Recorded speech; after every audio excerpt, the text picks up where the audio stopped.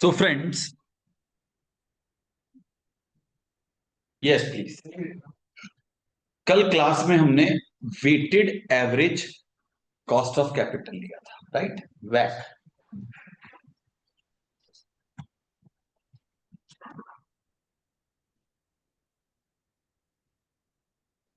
फिर हमने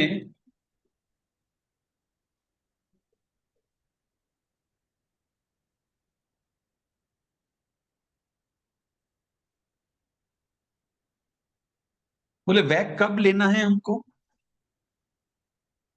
जब फर्म की करंट कॉस्ट ऑफ इक्विटी और डेब्ट निकालनी है हमको, दोनों को ओवरऑल। और बेसिकली जब आप चैप्टर नंबर 2, चैप्टर नंबर 3 यानी इन्वेस्टमेंट डिसीजंस पढ़ेंगे, क्या पढ़ेंगे? तो उन इन्वेस्टमेंट डिसीजन में हम हर जगह एक वर्ड यूज करेंगे, डिजायर्ड रिटर्न या कॉस्ट ऑफ कैपिटल, राइट? यानी हमें पैसा कहां लगाना है, मशीनों में, प्रोजेक्ट लेना है या नहीं लेना है। यानी इन्वेस्टमेंट अप्रेजल जब होगा, क्या होगा? तो वहां पर ये वैक यूज होगी। तो इसलिए मैंने आपको कहा था पहले या तो वैक पढ़ लो या पहले इन्वेस्टमेंट अप्रेजल पढ़ लो। जब ये चैप्टर पढ़ रहे हैं तो हम कह रहे हैं कि चैप्टर 2 पढ़ेंगे, तब हम समझेंगे कि भाई यहां जो अपन ने कॉस्ट ऑफ कैपिटल निकाली वो वहां काम आएगी। तब इन्वेस्टमेंट अप्रेजल क्या होता है कि मशीन खरीदें, नहीं खरीदें, प्रोजेक्ट में पैसा लगाएं या नहीं लगाएं, तो उस समय ये काम आएगा। सो फ्रेंड्स, जो हम वैक निकालते हैं, इक्विटी है 40, डेब्ट है 60, यानी हमारा रेशियो हो गया 2:3, या 40% 60%, या 0.4 और 0.6, एक ही बात है ना? ये जो है वो हिस्टोरिकल क्या है। अब जब हम कोई नया फंड रेज करेंगे, या तो वो इक्विटी से होगा या डेब्ट से होगा या उसके कुछ कॉम्बिनेशन से होगा, क्योंकि मुझे कुछ नए प्रोजेक्ट के लिए $25 और चाहिए। तो अब मुझे पता है मेरी कैपिटल जो पहले 100 थी अब कितनी हो गई, 125। लेकिन उसमें इक्विटी और डेब्ट का कॉम्बिनेशन क्या आया? पहले तो 40-60 था।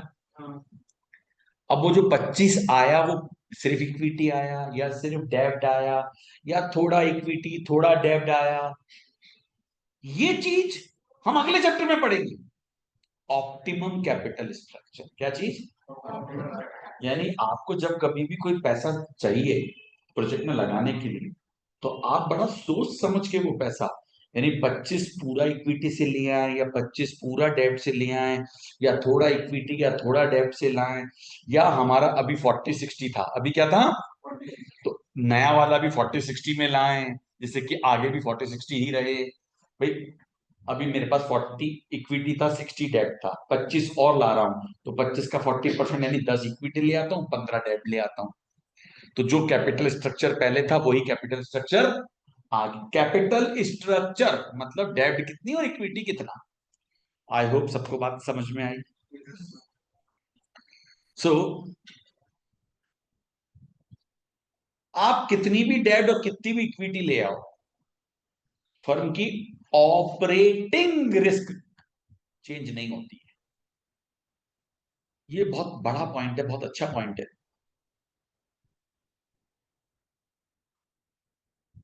हम सब लोगों ने 12th स्टैंडर्ड पास कर रखा है, भले एफए नहीं पढ़ा, एफआर नहीं पढ़ा। ऑपरेटिंग प्रॉफिट, कौन सा प्रॉफिट? ऑपरेटिंग प्रॉफिट के बाद घटता है इंटरेस्ट, हाँ या ना? तो अब मैं पैसा, अच्छा इंटरेस्ट के बाद फिर कटता है टैक्स, ये तो मालूम है ना? प्रॉफिट बिफोर ऑपरेटिंग प्रॉफिट, फिर उसमें से इंटरेस्ट वगैरह घटते हैं, फिर आपके नेट प्रॉफिट आते हैं, फिर टैक्स घटते हैं, फिर टैक्स घटने के बाद जो बचता है उसमें से डिविडेंड कितना बांटना है नहीं बांटना है वो अलग बात है, राइट? तो भैया जी, चाहे मैं पैसा डेब्ट से लाऊं, चाहे मैं पैसा इक्विटी से लाऊं, क्या मेरे ऑपरेटिंग प्रॉफिट पे कुछ फर्क पड़ेगा? नहीं ना।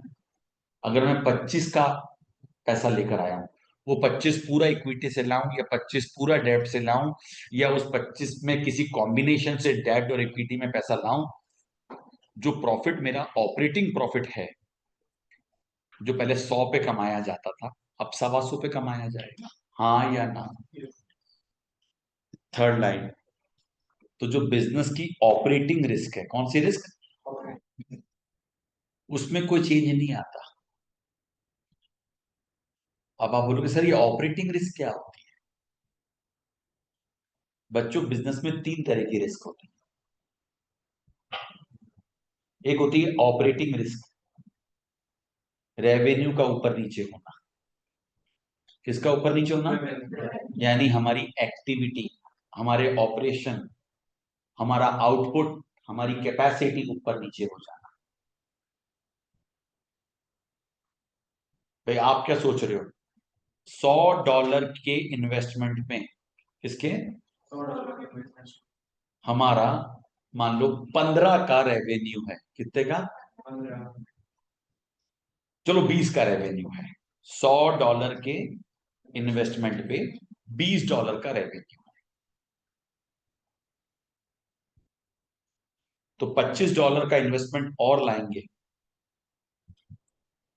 तो 5 का रेवेन्यू बढ़ना चाहिए। कितने का? 100 पे अगर 20 है तो 25 और अगर पैसा आएगा तो 5 क्यों बढ़ना चाहिए ना। भाई 100 की कैपिटल पे 20 का, चलो 20 भी छोड़ो, 100 की कैपिटल पे 200 का रेवेन्यू हो सकता है। 100 की कैपिटल लगी हुई है, बट सेल कितनी हो रही है? 200 मिलियन। 100 मिलियन की कैपिटल लगा रखी है आपने, 200 मिलियन का हर साल सेल कर रहे हो। 50 मिलियन की कैपिटल और लाओगे, 25 मिलियन की कैपिटल और लाओगे, तो 50 मिलियन की सेल और बढ़ जाएगी। हम ये मान के चल रहे हैं, सेल बढ़ेगी, कॉस्ट भी बढ़ेंगी। भाई माल बनाने के लिए, बेचने के लिए बनाना भी तो पड़ेगा। बट ये सब जो है ये ऑपरेटिंग रिस्क है। कौन सी रिस्क है? इसका उस 25 से कोई लेना देना नहीं है कि वो 25 मिलियन आप कहां से ला रहे हो, डेब्ट से ला रहे हो या इक्विटी से।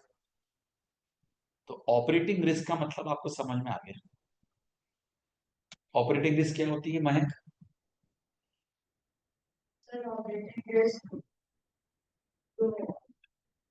जो बिजनेस के ऑपरेशन के कारण, बिजनेस की एक्टिविटी के कारण, रेवेन्यू ऊपर नीचे होने के कारण, कॉस्ट ऊपर नीचे होने, मटेरियल महंगा हो जाना, लेबर की रेटें हाई हो जाना, सेल्स की प्राइसेस गिर जाना, इन सब कारणों से जो रिस्क पैदा होती है वो बिजनेस की रिस्क होती है, ऑपरेटिंग रिस्क होती है। हाँ या ना? ऑपरेटिंग रिस्क, ऑपरेट करने पे जो रिस्क पैदा हो रही है। हैप्पी? ठीक है। अगला, जब आप डेट से पैसा लाते हो, किससे पैसा लाते हो? लोन, बॉन्ड, तो एक रिस्क और होती है, उसे कहते हैं फाइनेंशियल रिस्क। क्या कहते हैं?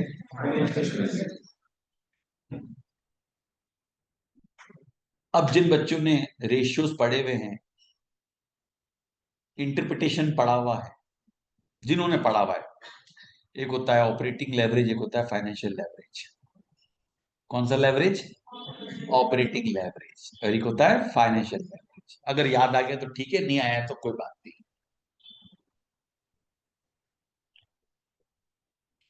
ऑपरेटिंग रिस्क ऑपरेशन के कारण, फाइनेंशियल रिस्क ब्याज के कारण, और एक होती है कंबाइंड रिस्क। क्या चीज? जो ऑपरेशन और ब्याज दोनों के कारण होती है। ठीक है बच्चों, चलिए, तो हम ये कह रहे हैं कि हम हमारी कैपिटल कैसे लाएंगे, उससे हमारी ऑपरेटिंग रिस्क पे कोई इफेक्ट, वो रिस्क जो है वो तो रहेगी। लेकिन हाँ, जो डेब्ट और इक्विटी में से अगर डेब्ट से पैसा लाएंगे तो फाइनेंशियल रिस्क बढ़ेगी। क्या बढ़ेगी? फाइनेंशियल रिस्क क्यों होती है? क्योंकि ब्याज देना ही पड़ता है, चाहे कमाई हो या,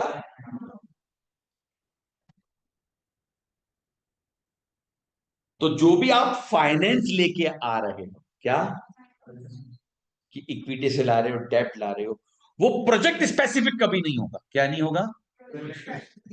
कि नहीं इसके लिए डेब्ट लाएंगे या इसके लिए इक्विटी लाएंगे। आप तो ले आओ, चाहे कहीं से भी ले आओ, ठीक। That is the project are finance from a pool of fund. क्या बोला मैंने? पूल मतलब समझ गए? 100 पड़ा हुआ था, 25 और आ गया। कोई सा भी पैसा कहीं पे भी काम में ले रहे हैं। बट हाँ, एक बात पक्की है, वो 125 रुपए हम दो जगह काम में ले रहे हैं मेन तो। एक तो अपन ले रहे हैं परमानेंट एसेट्स के लिए, नॉन करंट एसेट के लिए, land, building, plant, machinery, furniture, fixture. और एक परमानेंट वर्किंग कैपिटल के लिए। इसके लिए, क्योंकि मैं आपको फिर बताता हूं, वर्किंग कैपिटल जो डे टू डे ऑपरेशन के लिए बिजनेस को पैसा चाहिए होता है, उसमें भी दो तरह की वर्किंग कैपिटल होती है। एक परमानेंट जो हमेशा लगी रहती है, और एक जो टेम्परेरी होती है। तो जनरली परमानेंट वर्किंग कैपिटल का कुछ पोर्शन हम हमारे डेब्ट और इक्विटी से भी यूज में ले लेते हैं। एक बात बताओ, मशीन में पैसा डाल के रखना है, ऐसे वर्किंग कैपिटल में पैसा लगा के रखना है। परमानेंट मतलब जो हमेशा ही लगा के रखना है। तो जितना आप लॉन्ग टर्म से ले आओगे अच्छी बात है, वरना बैंकों से आपको ओडी और सीसी लेनी पड़ेगी, ओवरड्राफ्ट लेना पड़ेगा, या कैश क्रेडिट फैसिलिटी लेनी पड़ेगी। तो जो फाइनेंस होता है वो प्रोजेक्ट स्पेसिफिक नहीं होता। प्रोजेक्ट हमेशा पूल से फाइनेंस होता है। किसे? पूल से। The project is small, project is in relation to the company, so any changes are. तो जब हम प्रोजेक्ट की बात कर रहे हैं यार, एक कंपनी है, उसके पास बहुत सारे प्रोजेक्ट चलते हैं ना। तो एक अकेले प्रोजेक्ट से कंपनी पे कोई इंपैक्ट नहीं आ रहा है, अनलेस उस कंपनी के पास एक ही प्रोजेक्ट हो। अनलेस उस कंपनी के पास, तो बोले हम जब बात कर रहे हैं तो प्रोजेक्ट हमेशा स्मॉल होता है in relation to company, so any changes are insignificant. भाई मेरे पास 100 तो पहले से ही लगा हुआ था, अब मैं एक नया प्रोजेक्ट ला रहा हूं जिसके लिए मुझे 25 और चाहिए। तो अब नया पूल हो जाएगा 125 का। कितने का हो जाएगा? और वो 25 मेरे नए प्रोजेक्ट में लगेगा। हाँ या ना? बट 100 तो ऑलरेडी लगा हुआ है ना। हाँ जी, यही कहना चाह रहा है। बोले अगर ये जो सारी बातें हमने करी, पता लगा 100 था, 1000 लेके आ रहे हैं, कितना लेके आ रहे हैं? ओहो। तो हिस्टोरिक वैल्यू, क्या बोला मैंने? उसका कोई औचित्य नहीं रह जाए, वो उतनी रिलेवेंट नहीं रहेगी। आप समझो, यानी आप एक बड़ा फाइनेंस लेके आ रहे हो। क्या लेके आ रहे हो? अभी आपके पास सिर्फ 100 था, अब आप 1000 लेके आ रहे हो, तो डेफिनेटली वैक बहुत जबरदस्त ऊपर नीचे हो जाएगा। हाँ या ना? 100 है, 5 ला रहे हो, 10 ला रहे हो, 20 ला रहे हो, 25 ला रहे हो, तब तक तो ठीक है। 100 की कैपिटल है, 25 ला रहे हो, 20 ला रहे हो, 15 ला रहे हो, 5 ला रहे हो, तब तक तो ठीक है। तब तक हिस्टोरिक वैक यूज कर सकते हो। क्या यूज कर सकते हो? हिस्टोरिक मतलब जो पहले लगा हुआ था। लेकिन 100 और 1000 और लेके आना है, तब आप हिस्टोरिक वैक का क्या करोगे? तब आपको ध्यान रखना है आगे की वैक का, कि भाई आगे पैसा कैसे लाना है। So if any of these criteria are not met, it will not be appropriate to appraise the project using the historic back. अब दोस्तों, मैंने रिस्क की बात करी थी अभी। किसकी बात करी थी? बच्चों, मैं जब कभी भी, सब सुनना, आप अगर किसी कंपनी में पैसा लगा रहे हो तो क्या सोच के लगा रहे हो? कि मुझे 12% का रिटर्न चाहिए। वो जो 12% है, उसमें आप तीन चीजें मान के चलते हो। ठीक। एक आप जो ब्याज, अगर मैं कहीं बैंक पे रखता तो ब्याज मिलता, यानी रिस्क फ्री रिटर्न, क्या चीज। लेकिन साथ में आप इन्फ्लेशन भी चाहते हो। क्या चाहते हो। इन्फ्लेशन, महंगाई बढ़ती है तो आपकी उम्मीदें भी बढ़ती हैं।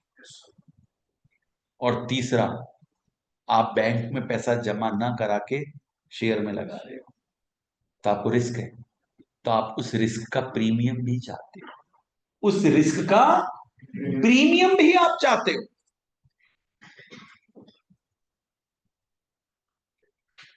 तो दोस्तों, तीन चीजें हमें चाहिए होती है, इंटरेस्ट, इन्फ्लेशन। तो अब इन्फ्लेशन को हम हमारे उसी में शामिल कर लेते हैं, किसमें, रिटर्न में। हम मान के चल रहे हैं बैंक हमें जो इंटरेस्ट देगा वो इन्फ्लेशन को ध्यान में रखते हुए देगा। तो अब दो ही चीजें रहेगी। कितनी चीजें, risk free return and reward for risk. Reward for risk यानी प्रीमियम फॉर रिस्क। हाँ या ना।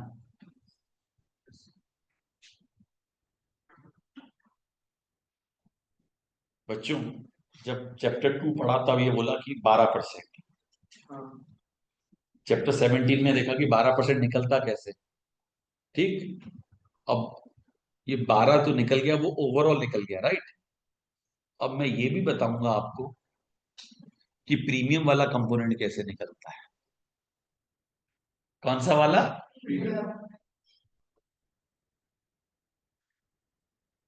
सो, impact of risk, the dividend valuation model, DVM, and वैक, weighted average cost of capital, assume that investor current required return will, यानी मेरे भाई, तुम 12% का रिटर्न एक्सपेक्ट करते थे। नए लोग जब आएंगे, नए लोग जब, यानी 25 का पैसा और, तो भी तुम्हारा रिटर्न उतना के उतना ही तुम एक्सपेक्ट करोगे। इसके लिए हमको अगला चैप्टर पढ़ना पड़ता है, कैपिटल।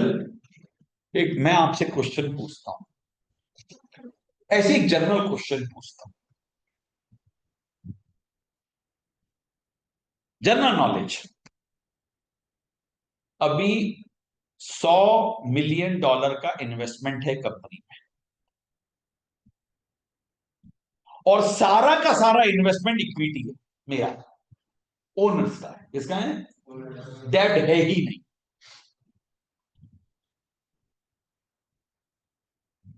25 मिलियन डॉलर हमने और रेस करे, नए, और सारे के सारे डेट से रेस कर लिए। किससे। अब नई कैपिटल कितनी हुई। पहले 100 पे कमाते थे, सारा हमारा होता था। अब कितने पे कमाएंगे। 125 पे कमाएंगे जरूर, लेकिन पहले क्या देना पड़ेगा, ब्याज। कितने का देना पड़ेगा, 25 वालों का। आप पहले एक्सपेक्ट करते थे 12, क्या अभी भी 12 ही एक्सपेक्ट करोगे। नहीं, ज्यादा करोगे। इंटरेस्ट तो पे कर दिया अपने सामने में। थोड़ा सा आइडिया बताओ। इंटरेस्ट पे करने के बाद 12। और एक बात मैं आपसे पूछता हूं, 100 लगाया,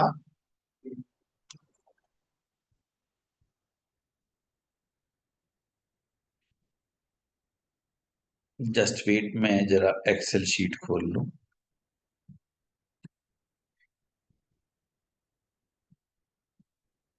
मना क्यों कर रही खुलने के लिए।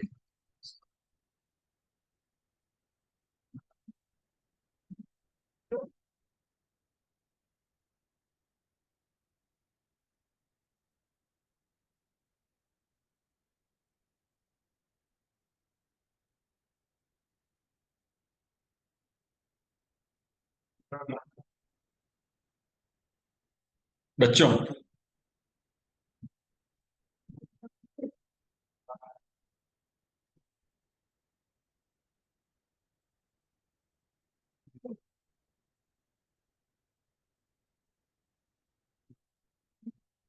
जरा एक चीज समझना है यार। बच्चों इधर देख लो यार। 100 वी, वी कितना है? वी मतलब वैल्यू ऑफ फर्म, और इसको मैं वी एफ बोल देता हूं।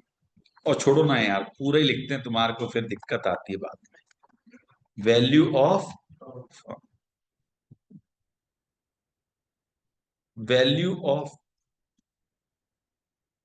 वैल्यू ऑफ डेब्ट कितनी है?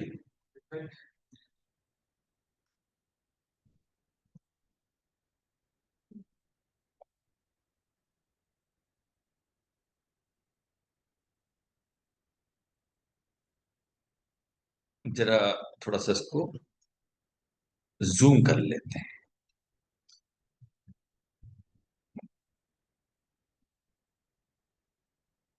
अब बच्चों को दिख रहा है फर्म की वैल्यू कितनी है? 100। डेब्ट की कितनी है?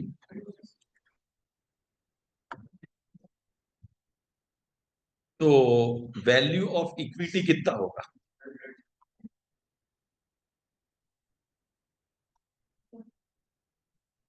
ठीक है जी। अब सुनो भाई, पी बी आई टी, क्या बोला मैंने? हम किस पे कमाते होंगे? इस 100 पे कमाते होंगे, इस 100 पे कमाते होंगे। बोलो ना हाँ। इस 100 पे हम कमाते थे 20। क्या कमाते थे? 20। Profit before interest and tax.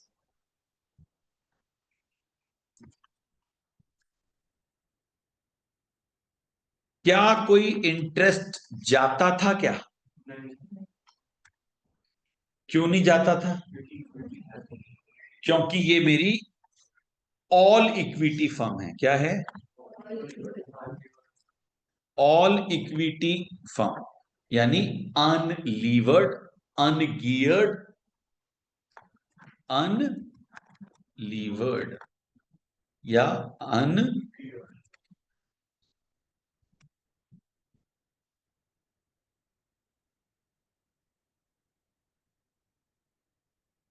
Profit before tax कितना है?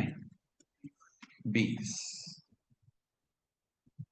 अभी हाल फिलहाल टैक्स इग्नोर मान लेते हैं। क्या? Tax ignore, for your knowledge. इधर आ जाओ। अभी अभी मान रहा हूं इग्नोर, आगे नहीं मानना है। ये सिर्फ एक लॉजिक समझाने के लिए। तो प्रॉफिट आफ्टर टैक्स कितना हो गया? ये 20 किसके लिए? फर्म के लिए। और फर्म में सिर्फ इक्विटी ही है, हाँ या ना? तो ऐसा देखा जाए,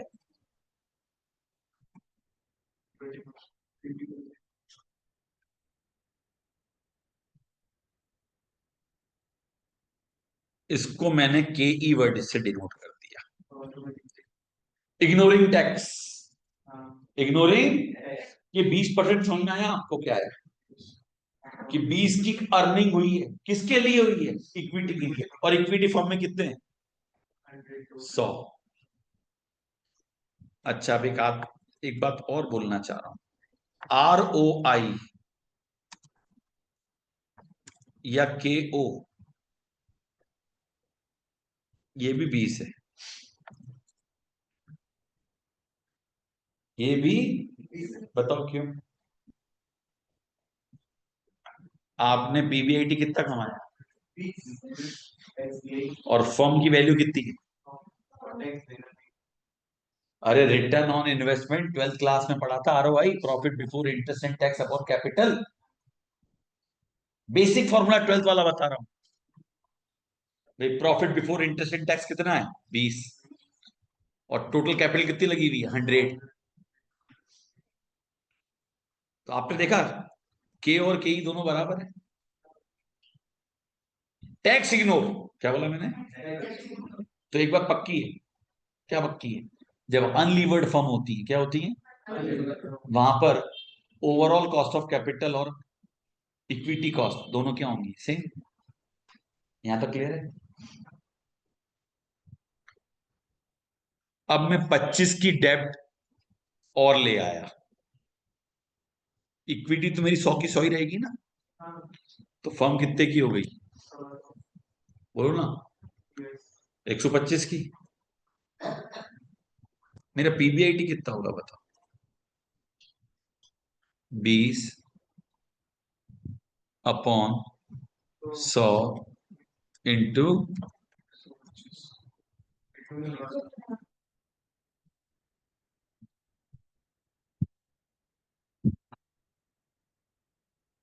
एक बार बताओ, 100 पे अगर 20 कमाते थे तो 125 पे कितना कमाओ? अरे 20% कमाओगे ना। Return on.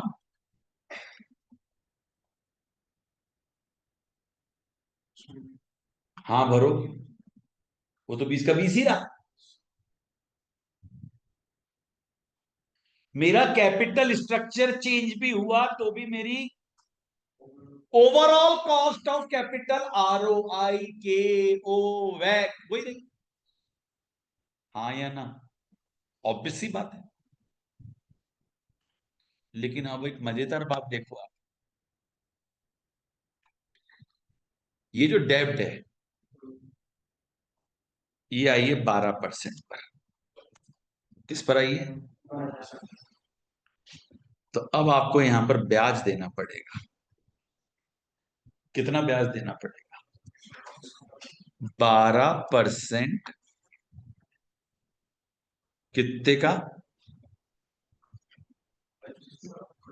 इंटू इस 25 का जो डेब्ट है। अरे यार, एक 25-25 में कंफ्यूज तो नहीं होंगे? वो 25 अलग है। ठीक है, नहीं होगे तो अच्छी बात है। तो अब ये कितना बच गया आपके पास? 22। मजेदार बात देखो ना। टैक्स क्या है? 0। के ई कितना हो गया? तो एक बात बोलूं, जब किसी कंपनी में लेवरेज आता है, डेब्ट आती है, क्या आती है? तो जो इक्विटी वाले हैं उनकी रिस्क बढ़ जाती है। उनकी। और जब उनकी रिस्क बढ़ जाती है तो वो उस रिस्क का प्रीमियम और मांगते हैं।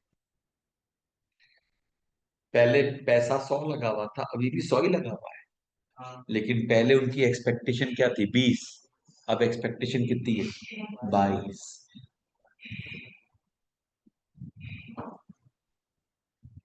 हाँ या ना? अब मैं लॉजिक बताता हूं इसका कारण क्या है। हम कभी भी ऐसे बिजनेस में पैसा नहीं लगाते जहां पे ब्याज भी नहीं कमा पाए।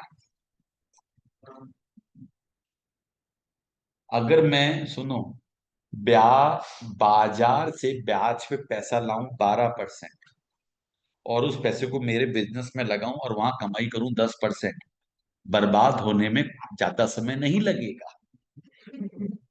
सही है ना? हाँ भरो।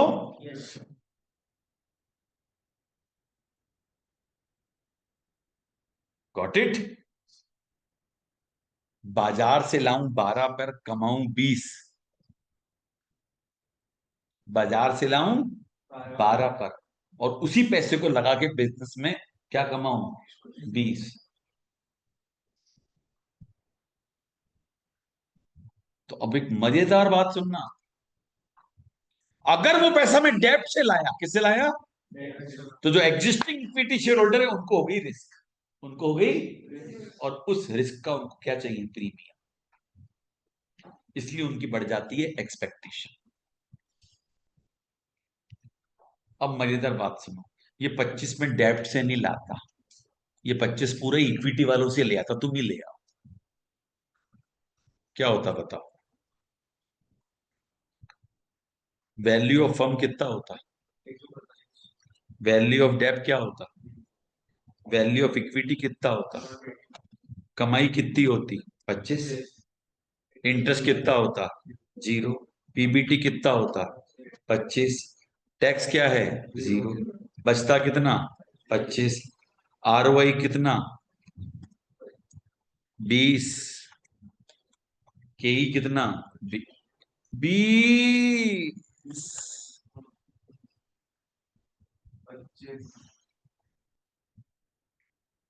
25 डिवाइडेड बाय,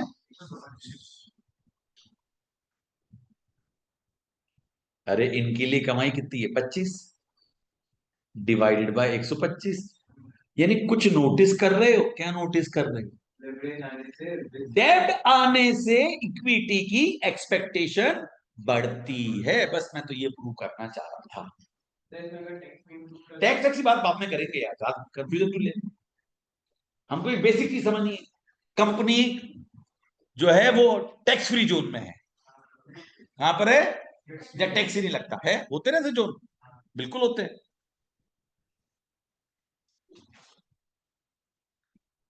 दुबई पहले टैक्स फ्री जोन था, अब जाके टैक्सेस लगे।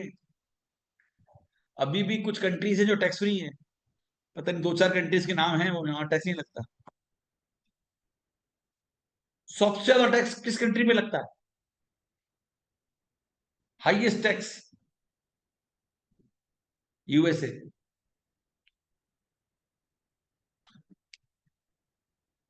वहां पे टैक्स सबसे ज्यादा चार्ज करते हैं। चलो, तो अब ये 20 से 22 कैसे हुआ, ये चीज समझाऊंगा मैं आपको। ये 20 से, समझना चाहोगे क्या? एक बात बताओ,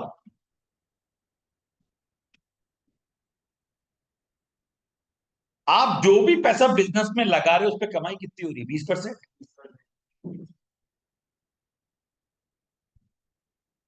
तो 25 अगर डेब्ट वाले से लाए हो तो कमाई कितनी हुई होगी? 20।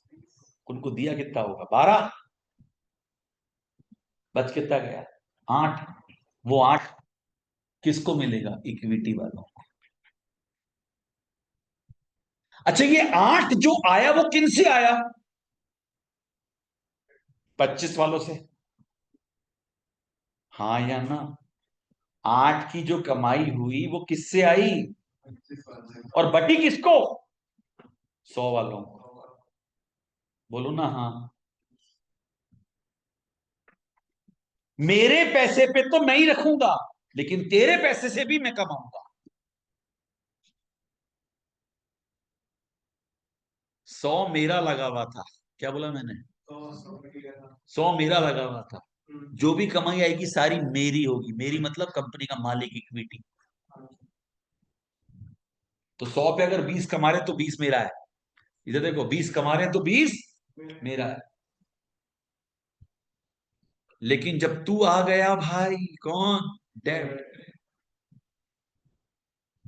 तो इस 125 में, इस 125 में 100 पे कमाया 20, 25 पे कमाया 5। हाँ या ना? जो 100 पे 20 कमाया वो तो इक्विटी का खुद का ही है ना।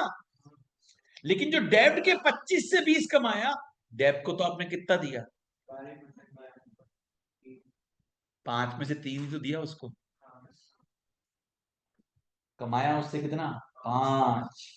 दिया कितना? 3। बच कितना गया? 2। वो 2 किसको मिलेगा? 100 को।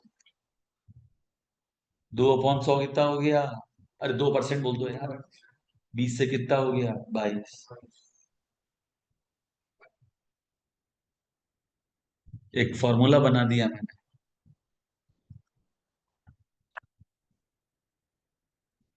के ई इज इक्वल टू, के इज इक्वल टू, जरा ध्यान से देखना, के ई अनलीवर्ड। क्या? ये याद नहीं करना है, सिर्फ लॉजिक समझ। अनलिमिटेड समझ गए? 20% प्लस डी बाय ई।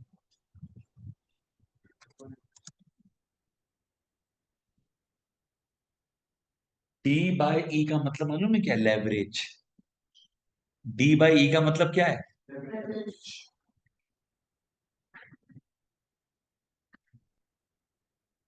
डेब्ट अपॉन इक्विटी, इसको कहते हैं लेवरेज। इनटू के ओ माइनस के डी। अभी हाल फिलहाल टैक्स इग्नोर है, ये फॉर्मूला याद नहीं करना है, मैं आपको सिर्फ एक लॉजिक समझा रहा हूं। और ये हो गया के E L E L E V E R E D.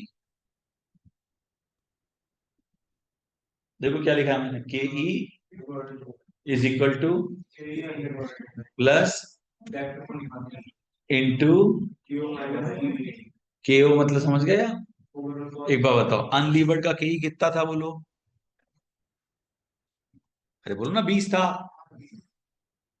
D कितना आया बताओ? सर 25 आया। अच्छा, ई कितना है बोलो? 100। इंटू के ओ कितना है? 20 माइनस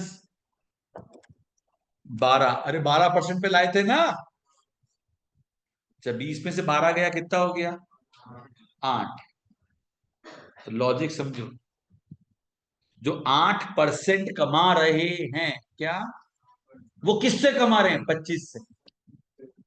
25 से एक्स्ट्रा 8% कमा रहे हैं, और वो कमा के किसकी जेब में जाएगा? 100 वालों की। बोलो ना हाँ। तो 20 माइनस 12 इज 8। 25 इंटू 8%। 25 इंटू 8%, बोल भाई। दो। अरे 25 का 8% दो। 2/100। 0.2। घबराओ मत, ये भी 20% है। क्या है? हाँ या ना? ये कितना आ गया? 2। तो 20 + 2 कितना हो गया? 22। आई होप समझ में आ रही बात।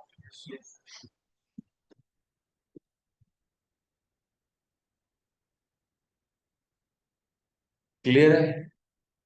अब और सुनो। ओ भैया, रुक जा। ये कहलाती है एक थ्योरी। थ्योरी कि अगर डेब्ट आती है तो इक्विटी जो है, क्या बोला मैंने? डेब्ट जब आती है तो इक्विटी, जिस रेशियो में डेब्ट आया, वो उतना ही अपना प्रीमियम भी चाहते हैं। क्या चाहते हैं? क्योंकि रिस्क बढ़ गई। एक थ्योरी ये होती है। एक थ्योरी वो अनजान है। क्या है? वो कहते हैं हमें तो 20 मिलता था, हम 20 में ही खुश हैं। ये हम बाद में पढ़ेंगे, कैपिटल स्ट्रक्चर में पढ़ेंगे। किसमें पढ़ेंगे? यानी उनको कोई मतलब नहीं है कि डेब्ट आ भी जाए तो भी वो तो जो पहले चाहते थे उतना ही चाहते हैं। कौन? इक्विटी वाले। एक थ्योरी है, ये थ्योरी होती है। वो थ्योरी का नाम बताऊं क्या है? एक होती है एनओआई थ्योरी और एक होती है NI theory. Net operating income theory, और एक होती है नेट इनकम थ्योरी। वही कैपिटल स्ट्रक्चर की थ्योरीज बनी। किसी थ्योरी बनी? पढ़ा चैप्टर 16 आ रहा हूं, 17 बात कर रहा हूं, 18 की। क्योंकि आज अगर ये बात नहीं करी तो 18 समझ में नहीं आएगा। 18 में मजा तभी आएगा जब 17 समझ के बैठे हुए। अब ये तो मैंने बात करी लीवर अनलीवर वाली, ये सब।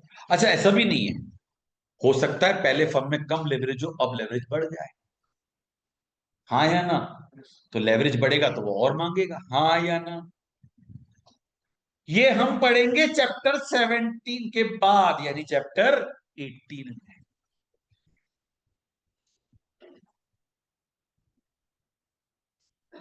ठीक है, पूरा पढ़ाऊंगा नेक्स्ट लेक्चर में। लेकिन मेरे बच्चों, अब जरा सुनना।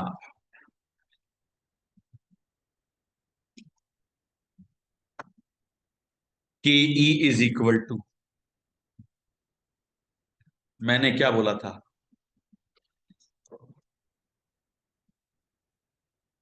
एक तो वो इंटरेस्ट चाहते हैं, क्या चाहते हैं? Risk free interest. R F का मतलब क्या है? और साथ में क्या चाहते हैं? रिवॉर्ड फॉर, यानी प्रीमियम फॉर रिस्क। दो चीज चाहते हैं। हाँ या ना? हाँ या ना? अब मेरी बात को आप अच्छे से समझ। जो मैंने ऊपर पढ़ाया, अब उसको हम इग्नोर करें, डिलीट। बाद में पढ़ेंगे ना वापस। अब यहां पढ़ते हैं। यार ये क्या है? A is equal to R F plus R P. Terminology बदलती जाएगी, चिंता मत करना।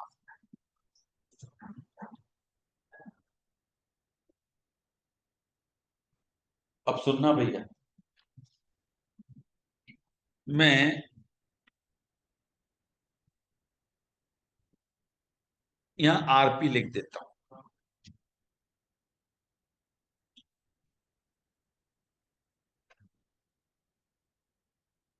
अब यहां मैं आरपी का मतलब, ये टर्मोलॉजी बदली मैंने। यहां मैं कहना चाह रहा हूं return of portfolio, return of मेरी कंपनी का पैसा। आज आपने जहां पे इन्वेस्ट कर रखा है, क्या बोला मैंने?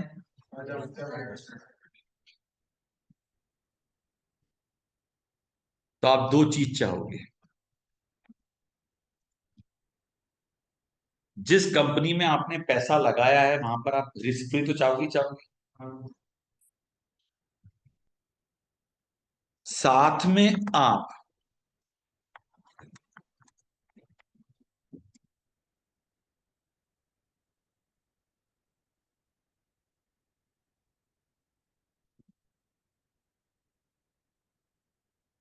साइन न लगा के मैंने कुछ चीज लिखी है।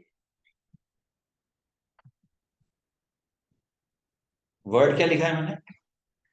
बीटा। घबराना बिल्कुल मत। एक कंपनी, दो कंपनी, तीन कंपनी, चार कंपनी, पांच कंपनी, छह, पूरे बाजार में कंपनियां फैली हुई है। मैं क्या, तुम मजाक मजाक समझी नहीं मेरी बातों को यार।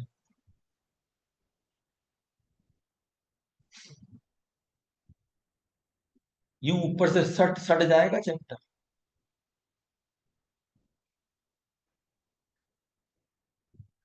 लेकिन जब पढ़ोगे तो तब डेप्थ समझ में आएगी कि मैं समझाना क्या चाह रहा हूं आप लोग। ये बात तो सही है, हर कंपनी का अपना रिटर्न होता है, हर कंपनी की अपनी रिस्क होती है। किसी कंपनी में कम रिटर्न होगा, कम रिस्क होगी। किसी में ज्यादा रिटर्न होगा, ज्यादा रिस्क होगी। किसी में एवरेज रिटर्न हो, मतलब हर कंपनी में अलग अलग कॉम्बिनेशन होते हैं। ये बात तो सब सहमत हो?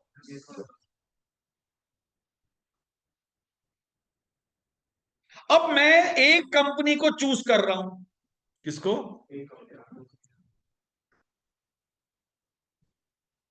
राइट।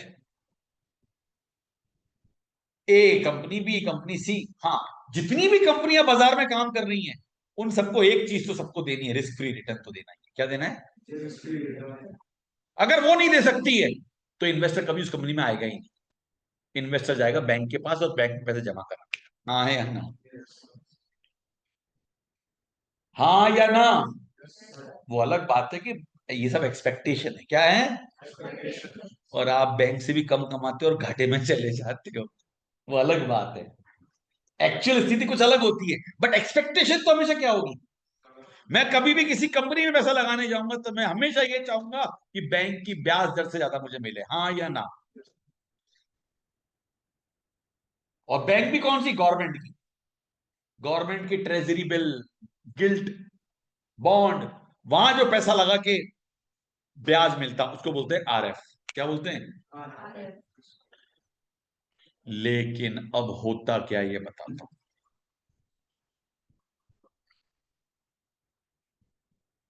पूरा मार्केट, उसमें ए कंपनी, बी कंपनी, सी, कोई टेलीकम्युनिकेशन की कंपनी है, कोई आईटी की कंपनी है, तो कोई अपना सिविल एविएशन है, अलग अलग कंपनी है। उन सब का मार्केट में जो रिटर्न चल रहा है ओवरऑल, वो चल रहा है 20%। आरएफ कितना चल रहा है, आरएफ आरएफ 8%। आरएम कितना चल रहा है,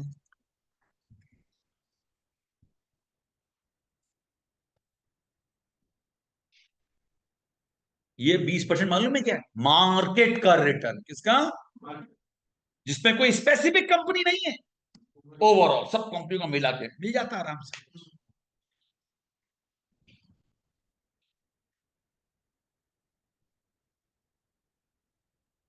तो मैं ये कह रहा हूं, मैं मार्केट में पैसा लगा रहा हूं, किसमें, तो मुझे 20% चाहिए, कितना चाहिए। लेकिन ऐसा तो तब ना, जब मैंने पैसा मार्केट में लगाया है। किसमें लगाया है, बट मैंने तो पैसा किसी कंपनी में लगाया।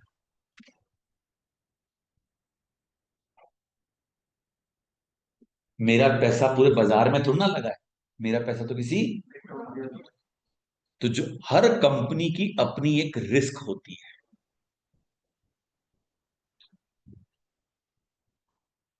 वो जो रिस्क होती है उसको हम एक साइन से डिनोट करते हैं जिसका नाम है बीटा। क्या, beta is the risk of a specific company, of a specific company. और बीटा मालूम क्या चीज है, regression coefficient. Beta is a regression coefficient. किस किसने रिग्रेशन चैप्टर पढ़ा हुआ है, स्टैटिस्टिक्स पे किसी ने नहीं पढ़ा। चलो छोड़ो, मेरे पास बहुत तरीके हैं पढ़ाने के, नहीं पढ़ा तो कोई बात नहीं। अगर आपने स्टैटिस्टिक्स पढ़ा होता, स्टैटिस्टिक्स में रिग्रेशन पढ़ा होता, तो मैं आपको उस तरह से पढ़ाता। अब मैं आपसे क्वेश्चन पूछता हूं, और चाय की सेल बढ़ेगी, बारिश अच्छी होगी तो,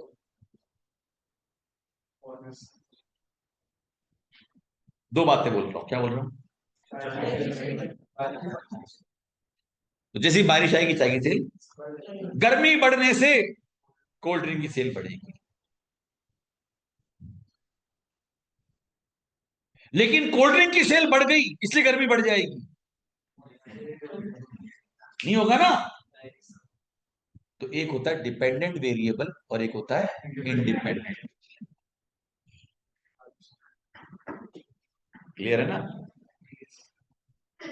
एक होता है, इसलिए मैंने कहा था आज की क्लास मिस मत करना। ये लेक्चर चाहूं तो मैं 20 मिनट में फिनिश कर दूं, बट मैं पूरे 2 घंटे लूंगा इसको, तुम्हारा दिमाग खोलूंगा पूरा। लॉजिक समझ में आया कि नहीं आया। तो एक होता है डिपेंडेंट वेरिएबल और एक होता है, तो हम जब कभी भी स्टैटिस्टिकल मेजर की बात करते हैं तो रिग्रेशन एनालिसिस करके एक स्टैटिस्टिकल मेजर है, वो एक डिपेंडेंट वेरिएबल को कंप्यूट करता है, किससे? इंडिपेंडेंट वेरिएबल से, और उसको अपन बोलते हैं बी एक्स वाई। क्या बोलते हैं? B X Y, lower subscript में X is dependent, Y is independent. किसी ने पढ़ा हो तो याद आ गया। अब सुनो भाई, अब ये बी एक्स वाई कैसे निकलता है? उसका फॉर्मूला है R into S G of X upon S G of Y. मेरे को तो पूरे रटे हुए हैं सारे, क्योंकि मैं क्वांट्स पढ़ाता हूं। Correlation coefficient multiplied by the product of standard deviation of X to Y, ये फॉर्मूला है। बट उस फॉर्मूले को डिराइव करते करते हम यहां पहुंच जाते हैं, बट हमें ऐसा कुछ नहीं पढ़ना है। हमें तो बेसिक चीज समझनी है, और वो समझाता हूं क्या। एक कंपनी एक्स है और ये है एनएसई।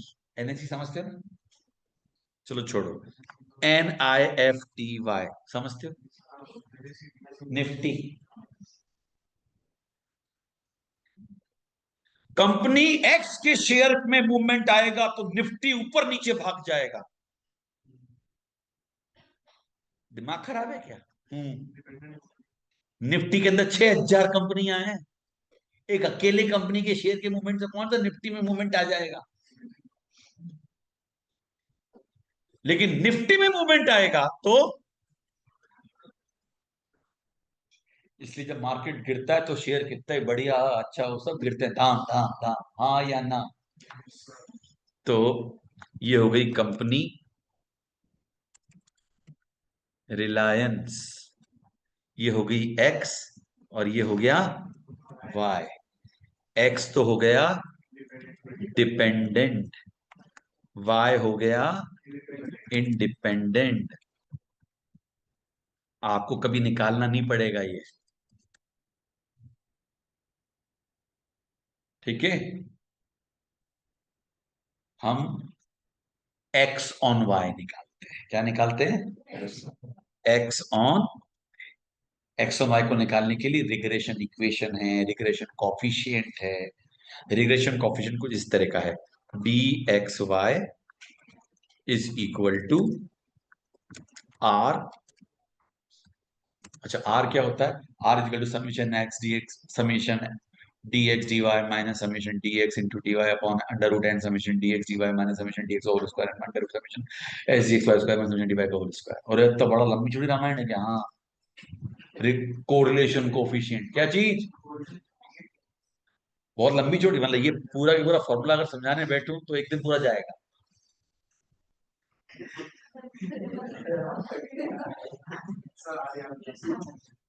तो आर है कोरिल।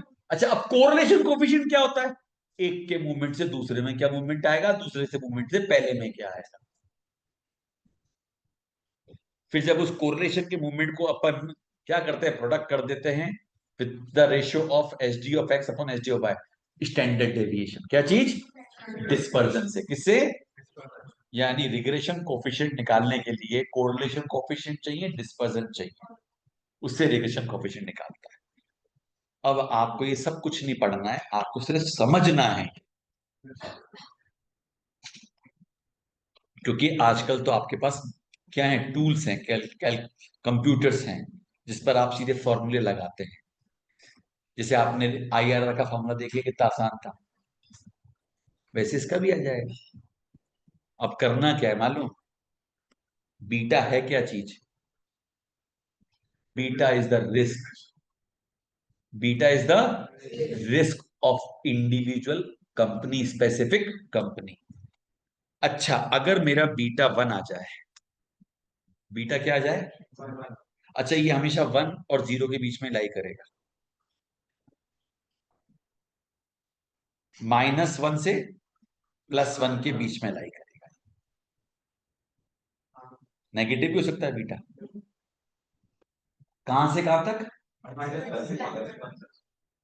क्योंकि कॉफिशिएंट है, क्या है? कॉफिशिएंट हमेशा एक्सप्रेस होते हैं मैक्सिमम 1 और मिनिमम 0। अच्छा, अब 1 का मतलब may be positive may be, तो B is always lies between -1 and +1। अगर आपका बीटा 0 है, क्या है, तो कोई रिस्क ही नहीं है आपके पास। इसका मतलब आप मार्केट में गए ही नहीं। क्या बोला मैंने? अगर बीटा 0 है, इसका मतलब आप बाजार में जाइए, यानी बीटा की वैल्यू -1 +1 कुछ ना कुछ तो होगी। अगर एग्जैक्ट 1 है, क्या है, तो जितना मार्केट में मूवमेंट आएगा उतना आप में भी आ जाएगा। मार्केट अगर 12% बढ़ेगा, मार्केट अगर 12% रिटर्न दे रहा है, कितना, तो आपकी कंपनी भी कितना रिटर्न देगी, 12। यानी मार्केट का जो प्रीमियम है वो प्रीमियम सारा आपको मिलेगा। लेकिन अगर आपका बीटा 1 से ऊपर है तो आपकी रिस्क मार्केट से ज्यादा है। Beta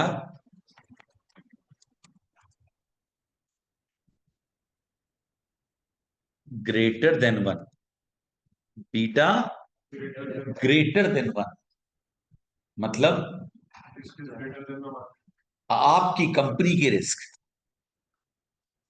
risk of company is greater than market. हो, यानी मार्केट से भी ज्यादा रिस्क है। तो बीटा 1.5 का मतलब क्या हो गया, कंपनी की रिस्क 50% ज्यादा है। कितनी ज्यादा है, किससे, मार्केट से। बीटा 0.7 का मतलब क्या हो गया, beta less than 1, risk of company is less than. अब मेरा आपसे क्वेश्चन है, आपने जिस कंपनी में पैसा लगाया, अगर उसका बीटा 1.5 है, 1.5 है, और आप उस कंपनी में पैसा लगाने जाओगे, तो आपका एक्सपेक्टेड रिटर्न क्या होगा, मार्केट से 50% ज्यादा। अब पूरा मार्केट रिटर्न कितना दे रहा है, 20, प्रीमियम कितना दे रहा है, 12। अच्छा, प्रीमियम का मतलब क्या हुआ पहले बताओ, what is the meaning of premium? हाँ, मैं रिस्क प्रीमियम नहीं बोल रहा हूँ, प्रीमियम, मार्केट प्रीमियम क्या चीज है, मार्केट का return minus risk free rate. Market return कितने का दे रहा है, 20 ओवरऑल, रिस्क फ्री रेट कितनी है, 8। अरे ऊपर लिखा था ना मैंने। तो प्रीमियम ऑफ मार्केट कितना है, यानी मार्केट का प्रीमियम 12 है, बट आपका बीटा कितना है, हम आपका बीटा कितना है, 1.5। तो आप कितना प्रीमियम एक्सपेक्ट करोगे, 18 का, और रिस्क फ्री कितना है, 8। तो आपका रिटर्न कितना हो जाएगा, 26।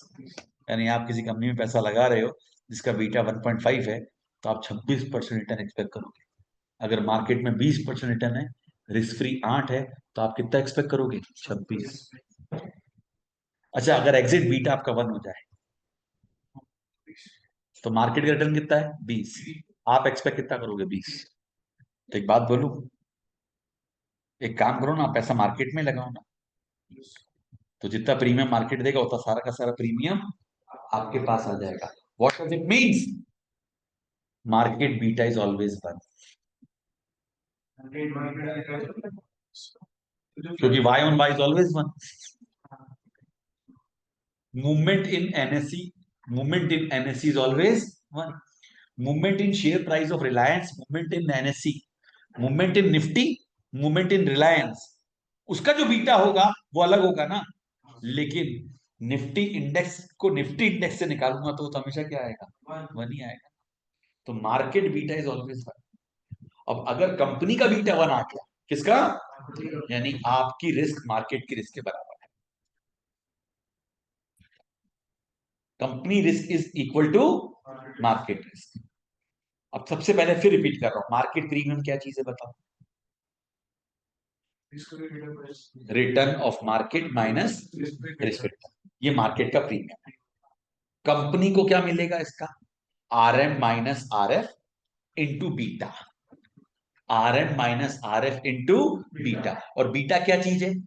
Risk of company, risk of company जो आपको दे रखी होगी। तो कंपनी में आप पैसा लगाओगे तो क्या करोगे? RP is equal to RF plus beta into RM minus RF, formula बन गया। इसी को बोलते हैं कैपेम। क्या बोलते हैं?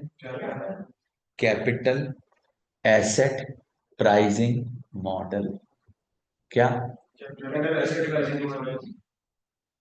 अभी पढ़ाना स्टार्ट नहीं करा, भूमिका बांध रहा हूं, बेस बना रहा हूं पढ़ाने के लिए। अभी स्टार्ट ही नहीं करा लेक्चर, 1 घंटा हो गया। वो तुम्हारी तो 1.25 घंटा हो गया। अच्छी बात है। अरे अभी तो और अच्छा समझ में आया जब मैं रिग्रेशन निकालना सिखाऊं, कोरिलेशन निकालना सिखाऊं। तो तुम्हारे सारे ये मार्केट में जो बैठ के रोज सुबह आते हैं ना बाजार में आके कि ये शेयर इतना बढ़ेगा घटेगा, वो सब यही से तो निकालते हैं वो लोग। मैं निकाल लेता हूँ, मेरे को आता है ये सब। बीटा अगर नेगेटिव हो गया, बीटा अगर तो सब कुछ उल्टा होगा। मार्केट में प्रीमियम चलेगा, आप नीचे जाओगे।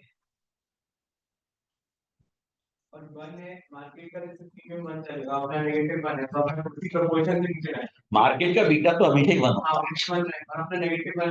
है। हाँ, तो हम जितना मार्केट में प्रीमियम आएगा उतना नुकसान में चले जाए। होते हैं ऐसे शेयर। उल्टी कहानी भी होती है, मालूम है आपको? जब मार्केट बढ़ रहा होता है कोई शेयर गिर रहे होते हैं, कई बार कोई शेयर मार्केट घट रहा होता है लेकिन कोई शेयर बढ़ रहा होता है। इसीलिए तो कहते हैं डाइवर्सिफिकेशन करो। क्या करो? जितना बड़ा पोर्टफोलियो बनाओगे उतनी रिस्क क्या होती जाएगी? एक लगाओ पैसा इंफ्रास्ट्रक्चर कंपनी में, एक लगाओ एग्रीकल्चर में, एक लगाओ FMG में, एक लगाओ ऑटोमोबाइल में, एक लगाओ AI में, एक लगाओ, राइट? ऐसे करके आप अलग अलग सेक्टर 15 से 20 सेक्टर में पैसा लगा दो, तो तुम्हारी रिस्क, रिस्क तो फिर भी रहेगी लेकिन how to reduce risk? By diversification. जितना बड़ा पोर्टफोलियो बनता जाएगा, इसलिए मैं तो सही बताऊं तुमको, मेरे पास टाइम नहीं है भैया आजकल। मैं पैसा लगाता हूं निफ्टी में, क्योंकि मुझे मालूम है निफ्टी चाहे कितना ही ऊपर नीचे हो जाए ऊपर ही जा रहा है। मैंने स्टार्ट किया था जब 5,000 था निफ्टी, आज 25,000 है।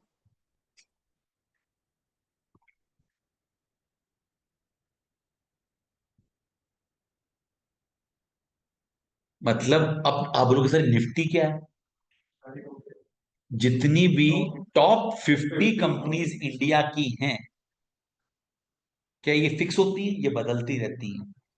सेबी उनके कैपिटल बेस के हिसाब से कैपिटलाइज, उनका एक फिक्स क्राइटेरिया है, उन 50 कंपनियों को रखता है। तो कभी कोई कंपनी आ भी जाती, कभी कोई कंपनी हट भी जाती। अच्छा, एक निफ्टी है, एक मिड कैप निफ्टी है, एक नेक्स्ट निफ्टी है, एक स्मॉल कैप निफ्टी है, एक 250 निफ्टी है, ऐसे बहुत सारी निफ्टी है। 250 समझ गए? 250 कंपनी। मिड कैप निफ्टी मतलब जो मिड कैप कंपनीज है उसमें पैसा लगा रही है। स्मॉल कैप निफ्टी, सबके अलग अलग वो हैं। तो मैं तो निफ्टी में लगाता हूँ सबसे सुरक्षित जगह पैसा, निफ्टी 50। एक निफ्टी 20 भी आता है, स्मॉल निफ्टी से 20 कंपनी में पैसा लगाते हैं।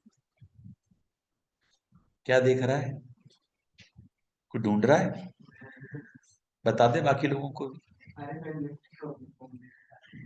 निफ्टी नेशनल स्टॉक एक्सचेंज का, नेशनल स्टॉक एक्सचेंज जो है हमारा, एक है बॉम्बे स्टॉक एक्सचेंज और एक नेशनल स्टॉक एक्सचेंज। दो स्टॉक एक्सचेंज इंडिया में काम करते हैं। बॉम्बे स्टॉक एक्सचेंज में पहले सिर्फ और सिर्फ शेयर आपको खरीदने बेचने तो कैश लेना देना करना पड़ता था। इतना, मतलब 100 शेयर खरीदने, शेयर का प्राइस 20 रुपए है तो 100 × 20 इतने पैसे दोगे तो वो शेयर आपके नाम पे चढ़ेंगे। वो बॉम्बे स्टॉक एक्सचेंज में होता था, पूरा पैसा जाता था, पूरा आता था। उसके लिए फिर एक नया इंडेक्स आया, एनएसई, नेशनल स्टॉक एक्सचेंज, उसके पैरेलली खड़ा किया गया उसको। बीएससी वही बॉम्बे स्टॉक एक्सचेंज, एक एनएससी खड़ा किया गया और इसके अंदर डाले गए F and O, future and options. अब आप 1 लाख रुपए के शेयर्स की ट्रेडिंग करना चाहते हो, आपकी जेब में 5,000 है, आप 1 लाख का काम कर सकते हो। That is called futures and option. और वो सारा खेल होता है मार्जिन पर। किस पर? उसमें ना तो फिजिकली शेयर आपके पास आते हैं, ना आपके पास वो शेयर होते हैं। जो शेयर आपके पास नहीं है उन्हें आप बेच देते हो, जो शेयर आपके पास नहीं है उन्हें आप खरीद लेते हो। लेकिन जिन शेयर को आपने खरीदा है उनको एक एक्सपायरी डेट से पहले बेचना होता है, और जिन शेयर को बेचा है उनको एक्सपायरी से पहले खरीदना होता है। वो कहलाते हैं शेयर ऑप्शन, शेयर फ्यूचर्स। ये पढ़ाऊंगा मैं आपको एसबीआर में, ये पढ़ाऊंगा मैं आपको एसएफएम में, स्ट्रेटेजिक फाइनेंशियल मैनेजमेंट। पूरा लाइव मार्केट दिखा के पढ़ाऊंगा। ये देखो कैसे चलती है चीजें। आगे बढ़ते हैं। हाँ बच्चों, तो जो निफ्टी है बेसिकली, NIFTY, ट्रेडिंग एक्सचेंज है। जैसे न्यूयॉर्क का NYSE है, न्यूयॉर्क स्टॉक एक्सचेंज, राइट। तो ये बेसिकली उन कंपनियों में पैसा लगाने का तरीका है जिसकी कोई शेयर, जिसकी कोई फिजिकल डिलीवरी आपके पास नहीं आती है, और 1 महीने 2 महीने या 3 महीने में उसको आपको सेटल करना पड़ता है। क्या करना पड़ता है? बाय कराए तो सेल करना होता है, सेल कराए तो बाय करना। उसमें एक होते हैं फ्यूचर्स, एक होते हैं ऑप्शंस। इस कोर्स से रिलेटेड नहीं है, ऐसे इसने पूछ लिया इसलिए मैंने बता दिया। मैंने जब फॉरेक्स पढ़ाया था तब भी समझाया था, फॉरेन एक्सचेंज पढ़ाते वक्त आप लोगों को समझाया था। गोल्ड वाला बिल्कुल। दिवाली आ रही है तो जो सोने का व्यापारी है उसे बोलते हैं कॉमोडिटी मार्केट। 3 तरह का मार्केट चलता है, एक चलता है शेयर मार्केट, एक चलता है कॉमोडिटी मार्केट, एक चलता है करेंसी मार्केट। शेयर का, कॉमोडिटी का, करेंसी का, सबके क्या होते हैं? फ्यूचर्स ऑप्शंस होते हैं। अब सुनो, कॉमोडिटीज के फ्यूचर्स में अगर आप डील करते हो तो वो 2 तरह के फ्यूचर होते हैं, एक डिलीवरी बेस, एक नॉन डिलीवरी बेस। अगर मैं HPCL कंपनी हूं या मैं एक ज्वेलर हूं तो मैं डिलीवरी बेस में भी काम करूंगा। इसमें 5 किलो सोना खरीदा है, वाकई में चाहिए होगा जेवर बनाने के लिए दिवाली के समय। लेकिन आप कोई ज्वेलर नहीं हो, आप भी क्या कर सकते हो? गोल्ड के फ्यूचर खरीद सकते हो। लेकिन अगर आपने अक्टूबर का फ्यूचर खरीदा है तो अक्टूबर के लास्ट थर्सडे से पहले पहले उसको क्या करना पड़ेगा? Square of. खरीदा है तो बेचना पड़ेगा, बेचा है तो आपके पास कोई गोल्ड वोल्ड नहीं है लेकिन आप बेच के बैठ जाओ। बट इन सबको मीडिएट करने वाला होता है एक्सचेंज। क्या? एक्सचेंज। और बायर सेलर को नहीं जानता, सेलर बायर को नहीं जानता, कौन बेच रहा है कौन खरीद रहा है, सब किस पे होता है? कंप्यूटर पर। एक्सचेंज, एक्सचेंज दोनों तरफ से मार्जिन लेता है। कहां से लेता है? बेचने वाले से भी। और एक्सचेंज को उसके ऊपर सिर्फ क्या मिलती है? सिर्फ उसकी खर्चा मिलता है, जो बहुत नॉमिनल होता है। एक फायदे में होता है तो दूसरा हमेशा नुकसान में होता है।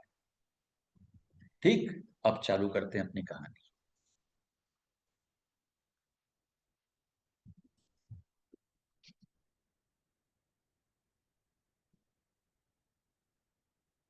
अब तुम पढ़ोगे तो तुम्हें चीजें अच्छी से समझ में आएंगी।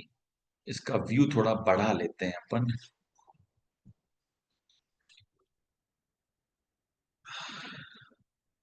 और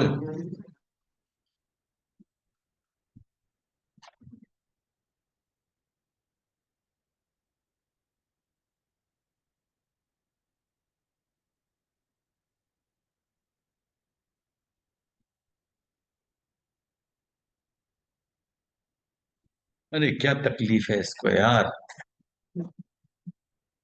ये क्यों नहीं हट रहा? चलो, ये क्या हुआ?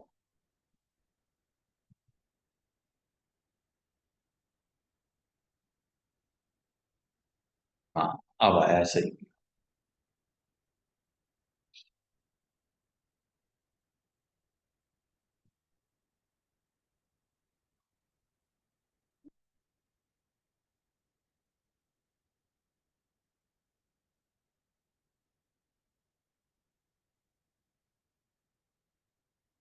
ये तो पढ़ लिया था अपन ने सब।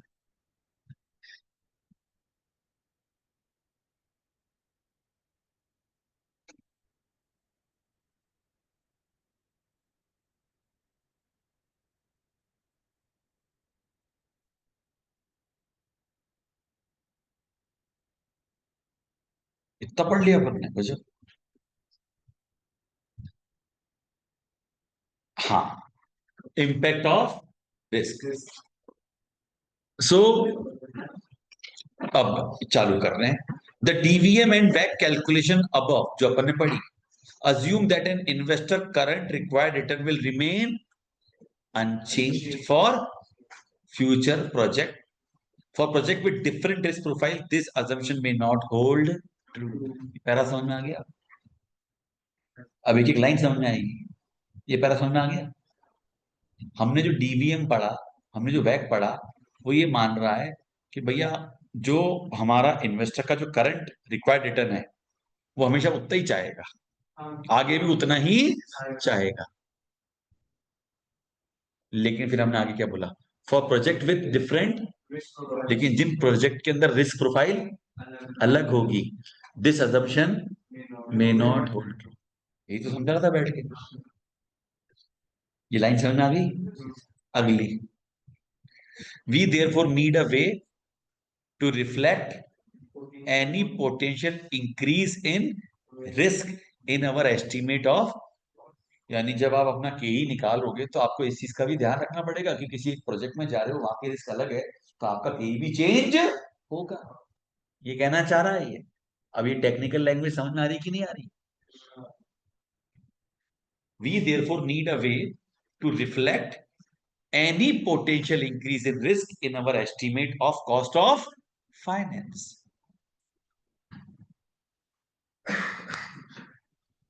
when considering the return, when investor require the trade off with risk is of fundamental importance।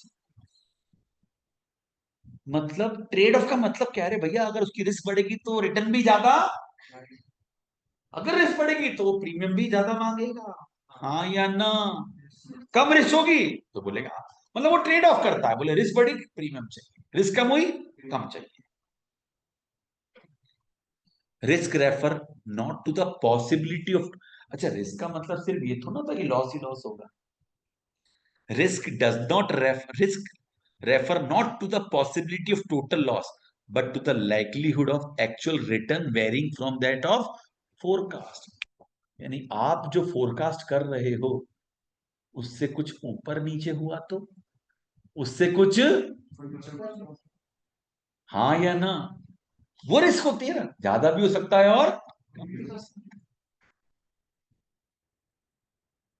if the company is considering an if the company is considering an investment project in different business area, assumption for DVM and WAC may not be appropriate, and an alternative approach to finding the, मैंने के ई की ही बात करी थी। किसकी बात करी थी?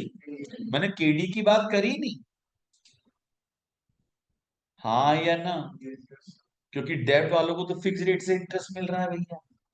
तो हम सिर्फ के ई की बात कर रहे थे, किसकी? हमने तो के ई निकालना सीख लिया ना। वो कह रहा है नहीं भैया ऐसा नहीं है, के ई एक और तरह से निकलेगा जो हम सिखाने जाने वाले हैं आपको। कि आपने जो ये के डी निकाले, के ई कैसे निकाला? डीवीएम मॉडल पर। कौन से मॉडल पर? के ई निकाला था ना। बोले वो डीवीएम मॉडल से के ई जो निकाला वो काम का नहीं है, हम आपको एक और मॉडल पढ़ाने जा रहे हैं, अब ये कह रहा है। ठीक है। CAPM capital asset pricing model. We have already said that the total return demanded by an investor is actually dependent on two specific factor. बता दिया। पहला क्या?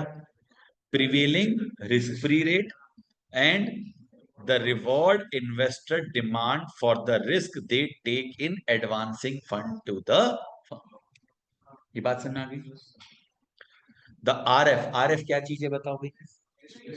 Is the minimum rate required by all investor for an investment whose returns are। अब क्या फटाफट समझ में आ रही line?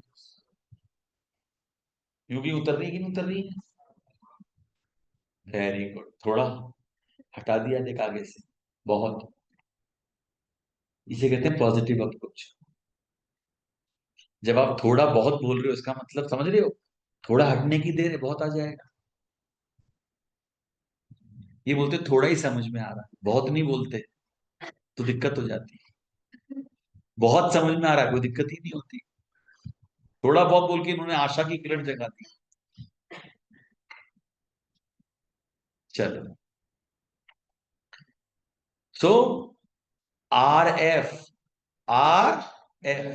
is the minimum rate required by all investor for an investment whose returns are certain।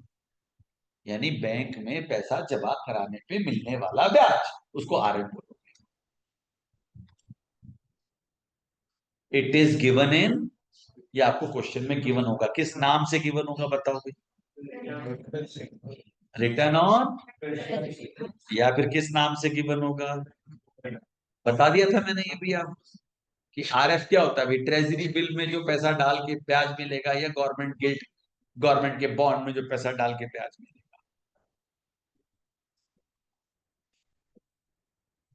एक बात मैं आपसे पूछना चाहता हूं, अगर आपने गवर्नमेंट के बैंक में पैसा डाला तो आप ब्याज चाहोगे, लेकिन आप किसी कंपनी के लोन नोट में पैसा डालोगे, शेयर में नहीं, किसमें? तो क्या जो पैसा बैंक में डाल के रिटर्न एक्सपेक्ट कर रहे थे वही कंपनी से भी चाहोगे क्या? ज्यादा चाहोगे ना? हाँ या ना? रिटर्न ऑन रिस्की इन्वेस्टमेंट, और उसमें भी कौन से? अभी अपन लोन नोट्स की बात कर रहे हैं, किसकी बात कर रहे हैं? तो लोन नोट क्या हो गया? जब आप पैसा बैंक में न डाल के कंपनी में उधार दे रहे हो, लोन दे रहे हो, क्या दे रहे हो? यानी कंपनी के बॉन्ड ले रहे हो, लोन नोट में पैसा लगा रहे हो। मैं इक्विटी की बात नहीं कर रहा हूं। A risk free investment has a certain return, although not risk free। एक मजेदार बात बताऊं आपको, बैंकों में भी पैसा आप जो डालते हो वो रिस्क फ्री नहीं है।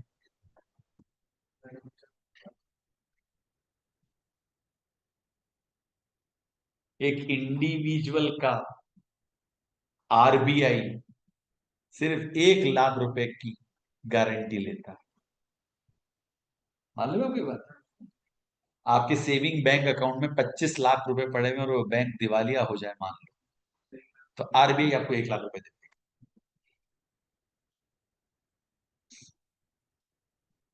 आपके बाकी डूब जाएंगे। तो बैंक डूब सकते हैं, तो आपका ब्याज क्या, आपका मूल भी चला जाता है। क्या समझ गए आप लोग? वो डिपेंड करता है बैंकिंग स्ट्रक्चर पर। किस पर? And India's banking structure is very sound that's why हमारे नेशनलाइज बैंक में आप पैसा जमा करा कर बैठे हैं तो कोई रिस्क नहीं, क्योंकि आरबीआई ने बहुत जबरदस्त रेगुलेशन लगा रखे, रिजर्व बैंक ऑफ इंडिया ने, जो हमारा सेंट्रल बैंक कहलाता है। तो बेटर है ना आरबीआई के बॉन्ड में पैसा लगाओ। किसमें लगाओ? टेंशन नहीं करना, पूरा पैसा सुरक्षित है, फिर कोई टेंशन नहीं, फिर लाख रुपए की भी नहीं, फिर पूरा पैसा आरबीआई के बॉन्ड में पैसा लगा दो, सुरक्षित रहेगा। चलिए, risk free investment has a certain return although not risk free. Loan notes are lower risk investment than equity. Equity से तो कम रिस्की होते हैं ना। कौन? Loan note. कारण क्या है? फिक्स रेट से पैसा मिलता है, कमाई हो या ना हो, ब्याज मिलता है। सेकेंडली, अगर कंपनी दिवालिया होती है तो पहले इनको पैसा मिलता है, हाँ या ना? फिर बचता है तो अच्छा, सबसे लास्ट में कौन खड़े होते हैं हाथ फैलाए हुए? इक्विटी। हाथ फैलाए सबसे लास्ट में इक्विटी होते हैं, तो वो जो हाथ फैलाए खड़े हैं उसमें ज्यादा भी आ सकता है और कम भी आ सकता है, हाँ या ना?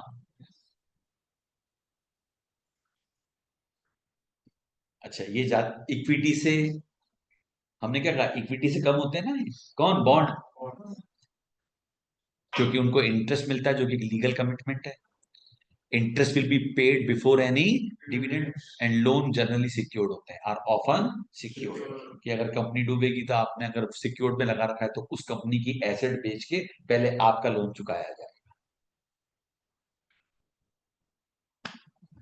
If a company issue loan note, the return needed to attract investor will therefore be, क्या कैसे होगा?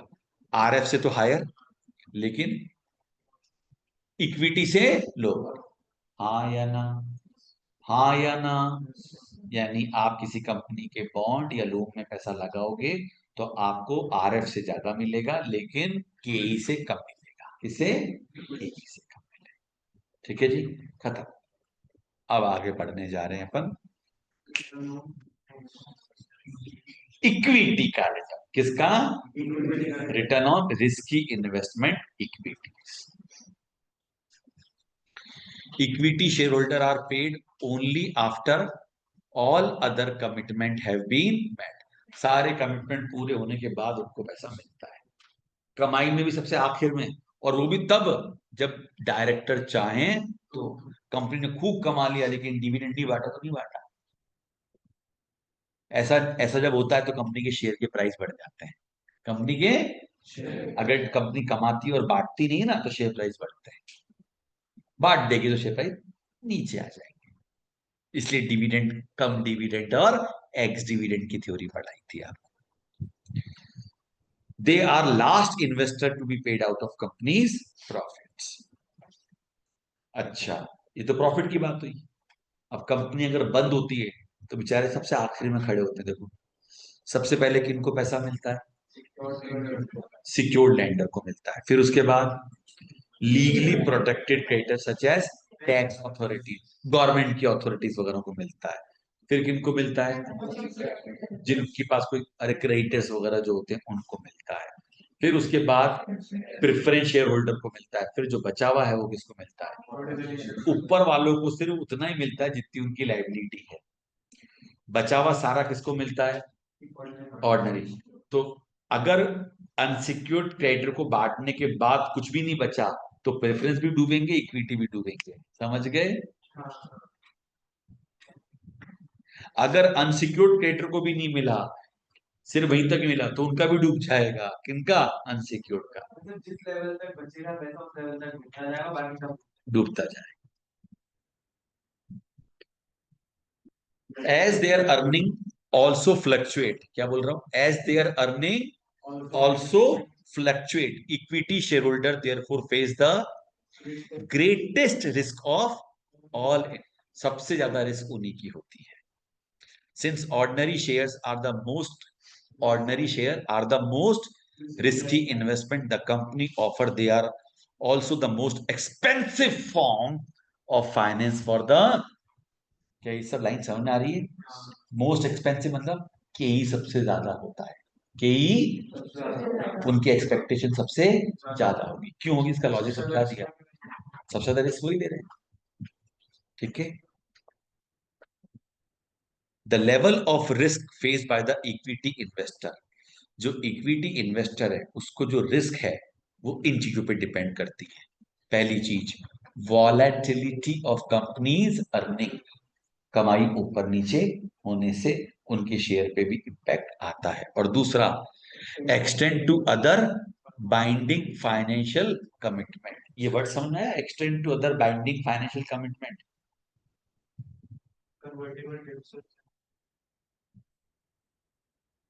फिर समझ, एक्सटेंड टू, बोले प्रॉफिट तक तो ठीक है, वॉल अर्निंग तक तो ठीक ही है, उसके अलावा ये और बढ़ता है। किस चीज से बढ़ता है? फाइनेंशियल कमिटमेंट, यानी डेब्ट आने से। क्या आने से? डेब्ट क्या चीज है? Financial commitment. ब्याज भी देंगे, मूल भी देंगे। ये टेक्निकल लैंग्वेज हो गई। Extent of other, other binding financial. तो बोलो क्या बाइंडिंग फाइनेंशियल कमिटमेंट का मतलब क्या हो गया? लोन। तो इक्विटी को दो चीजों का, एक तो वॉलेटिलिटी ऑफ अर्निंग, ऊपर से अगर डेब्ट आते हैं तो वो भी। लो भाई, required return is risk free premium, risk free return plus risk premium. एक बात बताओ, रिस्क प्रीमियम का मतलब क्या है? Beta into R M minus R M. R M क्या चीज है? मार्केट का रिटर्न। आर एफ क्या है? Risk free. R M minus R R F क्या है? मार्केट का प्रीमियम। उसको बीटा से मल्टीप्लाई करेंगे तो वो क्या कहलाएगा? Risk premium. किसका? कंपनी का। इस रिस्क प्रीमियम को किसमें जोड़ देंगे? आर एफ में। वो क्या हो जाएगा? कंपनी का रिटर्न, के ई। क्या? के ई। दो तरह से सिखाया आज मैंने, एक तो ये सिखाया और एक और सिखा रहा था, तो क्या बाद में सिखाऊंगा। कौन सा वाला? के is equal to K E unlevered plus B by E into K E. कुछ याद आया? के वो बाद में पढ़ाऊंगा। चले आगे।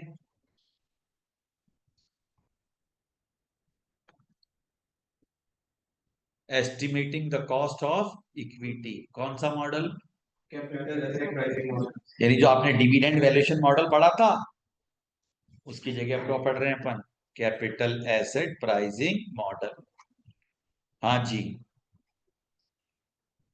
ये क्या करता है? Capital asset pricing model looks at how to quantify the premium, निकालना सिखाता है। रिड्यूसिंग रिस्क बाय, बोले रिस्क कम कैसे होगी? कंबाइन करो इन्वेस्टमेंट, यानी पोर्टफोलियो बढ़ाओ। An investor knowing that a particular investment was risky could decide to reduce the overall risk faced by acquiring a second share with a different risk profile and so obtain a smoother average return। बात समझ आ रही है अच्छे से ना? अब तो यानी अगर उसने एक जगह पैसा लगा रखा है और उसको रिस्क ज्यादा दिख रही है तो वो दूसरी जगह जाता है जहां पे रिस्क कम है और अपनी रिस्क को एवरेज करता है, कम करता है। इस तरह से जो रिस्क कम की जाती है उसे क्या बोला जाता है? डायवर्सिफिकेशन। क्या कहा जाता है? अरे हाँ। An investor can reduce risk by diversifying to hold a portfolio of share holding. बच्चों, पोर्टफोलियो शेयर होल्डिंग मतलब थोड़े शेयर रिलायंस के, थोड़े टाटा के, थोड़े एक्स कंपनी, थोड़ी सब पोर्टफोलियो। जैसे आपके सब्जेक्ट होते हैं ना, एक सब्जेक्ट, दो सब्जेक्ट, तीन, पूरा मिला के पोर्टफोलियो ही है। तो आपका पोर्टफोलियो क्या है? F R F M A P M, ये आपका पोर्टफोलियो हो गया। ऐसे ही अगर आप कंपनी में पैसा लगा रहे हो, कंपनियों में लगाओगे आप, तो आप अपने आप को डाइवर्सिफाई करो, अपना पोर्टफोलियो बढ़ाओ।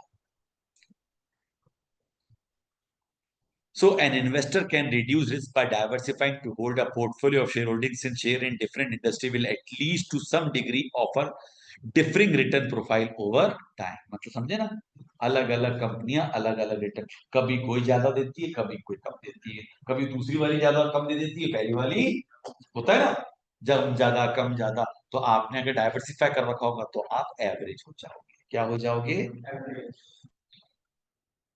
सो शुरुआत में जो डाइवर्सिफिकेशन होता है ना, वो तो सब्सटेंशियल, क्या होता है? कैसे मैं बताऊं? आप एक पैनी पैनी स्टॉक कंपनी, मतलब बहुत रिस्की कंपनियां होती हैं जहां हायर रिस्क होती है। एक कंपनी का नाम लेता हूं, उसको अट्रैक्ट करना, कल्पत्रु।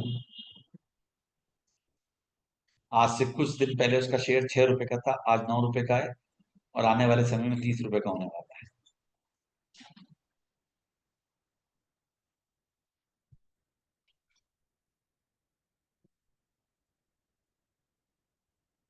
10 दिन पहले 6 रुपए का था।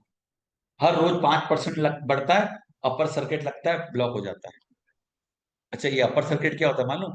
जो शेयर के फ्यूचर ऑप्शन नहीं होते हैं ना, उनकी मैक्सिमम लिमिट 5% की होती है एक दिन में बढ़ने की। मार्केट खुला, 5% बढ़ेगा, उस दिन वो बढ़ ही नहीं सकता। लेकिन जो शेयर के फ्यूचर ऑप्शंस होते हैं, वो शेयर अगर आज 100 रुपए का है, तो आज के आज वो 1 लाख रुपए का भी हो सकता है एक ही दिन में, जिनके एफ एंड ओ होते हैं। तो हर कंपनी का एफ एंड ओ, किसी भी कंपनी को अपने फ्यूचर्स ऑप्शंस के लिए सबसे पहले सेबी को अप्लाई करना पड़ता है। और उसके लिए बहुत सारे क्या हैं, बहुत सारे रूल्स रेगुलेशंस हैं, नॉर्म्स हैं। उनके फुलफिलमेंट के अलावा, जैसे बहुत सारी कंपनियां हैं इंदौर की, एक भी कंपनी लिस्टेड नहीं मिलेगी आपको, बहुत कम कंपनियां जो लिस्टेड है।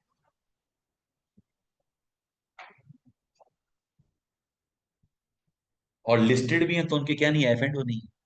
क्या नहीं है? फ्यूचर ऑप्शन नहीं।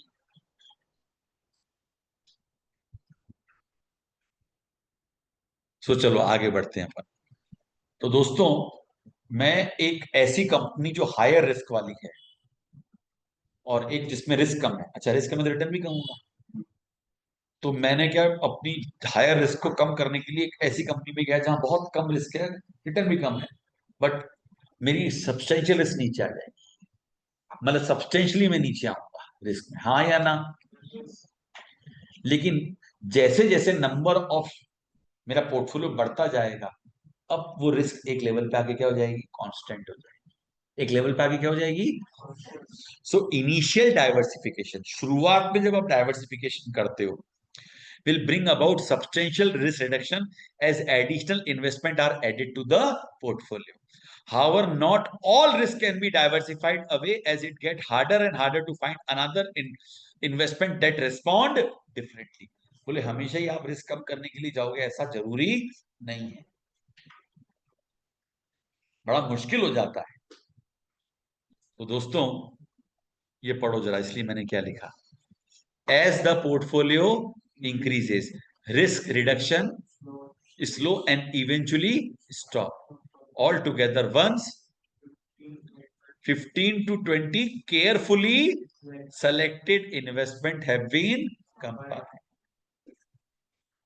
यानी आप 15 से 20 शेयर अलग अलग सेक्टर के लेके रख लो, बड़ी समझदारी से। ये एक्चुअली आपने वॉरेन बफेट का नाम सुना, वो उसी की थ्योरी है। उसी ने कहा था कि मैं 20 कंपनियों में ही पैसा लगाऊंगा। आज उस कंपनी में बर्कशायर हैथवे करके उसकी कंपनी है, पढ़ना उसकी पूरी थ्योरी। वॉरेन बफेट वर्ल्ड का सबसे अमीर आदमी रहा हुआ है, आज तो 90s में आ गए हो।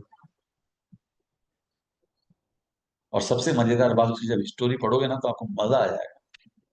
इतना रईस अरबोपति होने के बाद भी उसके पास एक कार शुरू से लेकर अब तक रही। उसके घर पे सर्वेंट नहीं है, उसका एक ही घर है, खुद का काम खुद करता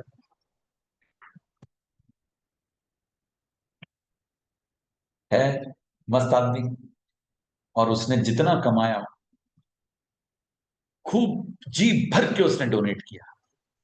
वर्ल्ड में अगर हम नाम करें डोनेट करने वालों का, तो या तो वॉरेन बफेट का नाम आता है या टाटा का नाम आता है। इंडिया में टाटा का नाम आता है एशिया के अंदर। दिल खोल के उन्होंने क्या करा है, डोनेशन दी है, मतलब डोनेट करा है। टाटा के फाउंडेशन चल रहे हैं खूब सब कुछ। ये रिलायंस लाइन तो बदमाश है।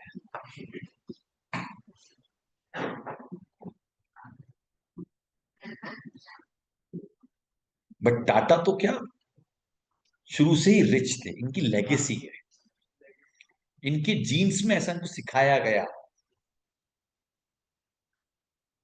लेकिन हम जब बात वॉरेन बफे की करते हैं, वो तो कुछ भी नहीं था, जीरो से उठा और दुनिया का सबसे रईस आदमी बन गया। कहां से? शेयर मार्केट से। The only man in the world जो वर्ल्ड में नंबर वन रहा, और उसका कहीं पर कोई मतलब वो नहीं है, एक कंपनी भी नहीं उसके नाम पर, मतलब कोई मैन्युफैक्चरिंग यूनिट नहीं, कोई कुछ नहीं, सिर्फ कंपनीज के शेयर खरीदता बेचता, बस। उसमें इतनी ताकत थी, जब वो खुद ट्रेडर पर था, वो किसी भी देश की करेंसी तक को हिला देता था। जब वो बेचने आता तो हाथ खोल के बेचता, कंपनी खत्म। जब वो खरीदने आता तो हाथ खींच के खरीदता, कंपनी ऊपर। मार्केट को मूव कर देता था वो अकेला, क्योंकि उसके पास बड़ी होल्डिंग होती थी। आज किसी कंपनी के 60% शेयर हैं, उसको उस कंपनी को क्या निपटाना है, ले बेचो सब। बेचारे 40% में डर के मारे बेच देते। ये उसकी पॉलिसी थी। पढ़ना उसकी थ्योरी, बहुत अच्छी थ्योरी है वॉरेन बफे की। पढ़ा करो, तुम्हारे इंटरेस्ट की चीज है। इंडिया का वॉरेन बफेट कौन रहा है? इंडिया का भी वॉरेन बफेट रहा है, राकेश झुनझुनवाला, जिसकी डेथ हुई अभी। वो उसके साथ भी यही था। चलो आगे बढ़ते। As the portfolio increases, risk reduction slows and eventually stop altogether once 15-20 carefully selected investments have been combined. ये देखो, ये जो चार्ट, ये जो डायग्राम है, जो वाई एक्सिस जो वर्टिकल है, एक्स एक्सिस जो हॉरिजॉन्टल है। देखो पोर्टफोलियो की रिस्क, पोर्टफोलियो ना जो आपने पैसा लगा रखा है, जब आपके पास एक सिक्योरिटी है, कितनी, तो कितनी रिस्क है। फिर एक से बढ़ के सिक्योरिटी, दो हुई, तीन हुई, चार हुई। बड़ी तेजी से क्या हो रहा है, लेकिन कुछ स्टेज बाद जब 15 से 20 सिक्योरिटी हो गई, कितनी, तो राइट। तो अब आप देख रहे हो, एक आपका ग्रे एरिया है और एक आपका व्हाइट एरिया है, एरो साइन से, ये वाला, ये वाला। तो जो ग्रे एरिया है ना, उस पे आपका बस नहीं चलता। वो है मार्केट की रिस्क। किसकी? जिसको आप सिस्टमैटिक रिस्क बोलते हैं। क्या बोलते हैं? मार्केट की रिस्क से आप कुछ नहीं कर सकते हो। मार्केट गिरेगा तो आप तो गिरोगे, मार्केट बढ़ेगा तो आप बढ़ोगे। लेकिन एक होती है क्या, अनसिस्टमैटिक रिस्क। क्या होती है? और इसको अपन एक और नाम से जानते हैं, यूनिक रिस्क। क्या चीज? और ये यूनिक रिस्क सिर्फ आपके पोर्टफोलियो के कारण है, आपने जहां पैसा लगा रखा है ना, जिस कंपनी में, उसके कारण है। यानी कंपनी स्पेसिफिक रिस्क। क्या बोला मैंने? यूनिक, यूनिक समझ गए ना, एक इकलौती, आपके कारण वो रिस्क है। आप ढंग से नहीं कर पा रहे थे उसको। एक बार आपने 15-20 शेयर्स में पैसा लगा दिया, तो आप मार्केट के रिस्क के बराबर हो जाओगे। किसके रिस्क के बराबर हो जाओगे? लेकिन एक कंपनी में पैसा लगा के बैठे हो, तो आपके पास दो तरह की रिस्क है, सिस्टमेटिक भी है, और एक बात बोलूं आपको, यानी अनसिस्टमेटिक रिस्क हमेशा होगी जरूरी नहीं, बट सिस्टमेटिक रिस्क हमेशा होगी, क्योंकि मार्केट की रिस्क तो हमेशा बनी रहेगी। तो आप कौन सी रिस्क को कम कर सकते हो? Unsystematic risk. समझ में आई बात? धीरे धीरे बच्चे कम होते जा रहे सिस्टमैटिक एंड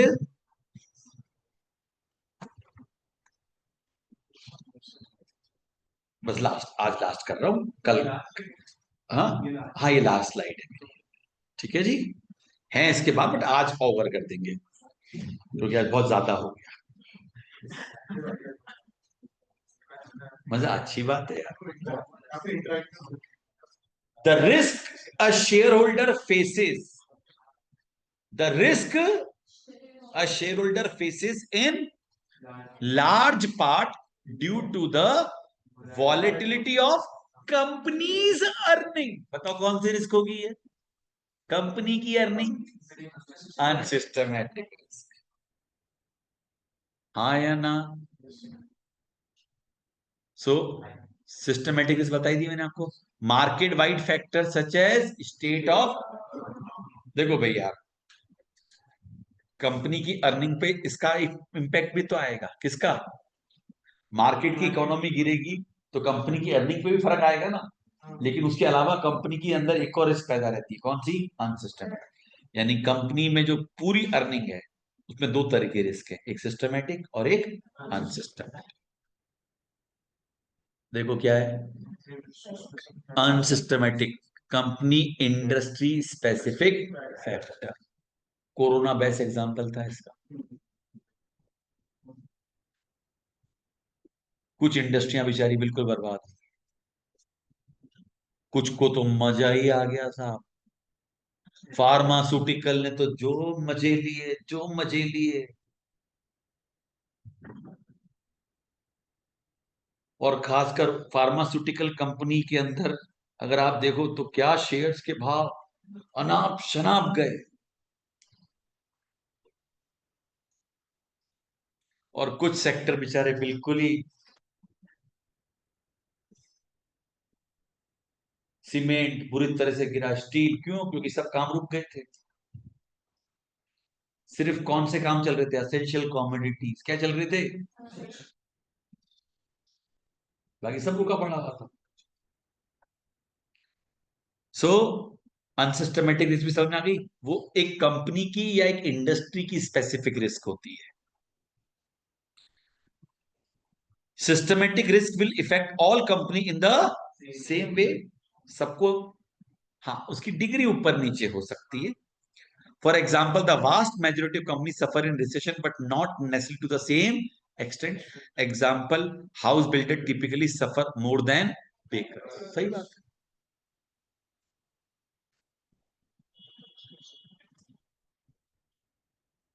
ये समझे, हाउस बिल्डर को ज्यादा सफर होगा बेकर से, मतलब समझे? रिसेशन आएगा, रोटी कपड़ा मकान, सबसे पहले जुगाड़ किसका लगाना है? रोटी का, फिर कपड़े का, फिर मकान। तो जो बिल्डर है उस पर ज्यादा इंपैक्ट आएगा ना, कंपैरेटिवली किसके? बेकर के। खाना तो खाओगे। हाँ जी। Unsystematic risk don't affect everyone. Indeed, their impact may be unique to an individual company or restricted to a small number of company with some being winner, some being, कोई जीतने वाली होती है, कोई, for example the weather. If we have a wet summer, if we have a, क्या होगा? The raincoat manufacturer will benefit, but sunglasses manufacturer will suffer. अरे अगर गर्मियों के अंदर मस्त बारिश हो रही है तो रेनकोट वाले की सेल बढ़ जाएगी और सनग्लासेस वाले की सेल घट जाएगी। However for the majority of business, लेकिन अगर अपन एक बड़े ब्रॉड सेंस में देखें, इट वॉन्ट मेक एनी, बड़े लेवल पे कोई डिफरेंस होता नहीं है। Overall the stock market is uniquely to be affected much by the weather. ठीक है जी। हाँ बोरो जी, हाँ। This explains why diversification works. Typically there will be winner and loser regarding uh, इसलिए हमने कहा 15-20 कंपनियों में लगा दो, ये वही समझाना चाह रहा है। But when combined in a portfolio, the impact is cancelled out. Diversification can almost eliminate कौन सी risk? Unsystematic risk हटा देगा. But since all investments are affected in the same way by macroeconomics, that is systematic factor, the systematic risk of the portfolio remains. वो तो हमेशा रहेगी. जो beta है वो सिस्टमैटिक रिस्क है. क्या है? और कम हो गए. चलो अब कल पढ़ेंगे, आज रोक लेते हैं. That's all for the day. Thank you everyone.